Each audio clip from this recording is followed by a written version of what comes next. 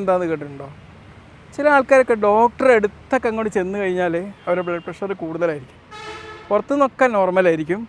ആ ഒരു ചിലർക്ക് നമുക്കൊരു ആങ്സൈറ്റി അല്ലെങ്കിൽ ഉത്കണ്ഠ, ഒരു ഭയം എത്രമാത്രം നമ്മുടെ ബ്ലഡ് പ്രഷർ കൂട്ടുന്നതിന് ഏറ്റവും വലിയ തെളിവാണ് വൈറ്റ് വാട്ടർ ഹൈപ്പർ ടെൻഷൻ. എന്തെങ്കിലും അസുഖം ഉണ്ടാകുമോ എന്നൊക്കെ പേടിച്ചിട്ട് വരുന്നവർക്കാണ്. ശരിക്കും ഇങ്ങനത്തെ ആൾക്കാർക്ക് എന്ത് ചെയ്യണമെന്നറിയോ?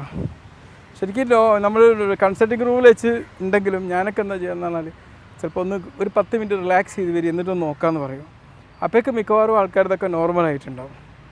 ചിലപ്പോൾ നമ്മൾ കുറേ തമാശയൊക്കെ പറഞ്ഞിട്ട് വിളിക്കുന്ന ആൾക്കാരുടെ അടുത്താണെങ്കിൽ അവർക്ക് പെട്ടെന്ന് തന്നെ ബ്ലഡ് പ്രഷർ കുറയുന്നതും കാണാൻ പറ്റും. വൈറ്റ് കോട്ട് ഹൈപ്പർ ടെൻഷൻ ഉള്ള ആൾക്കാർക്ക് പിന്നീട് ബ്ലഡ് പ്രഷറൊക്കെ കൂടാൻ സാധ്യത ഉള്ളവരാണ്.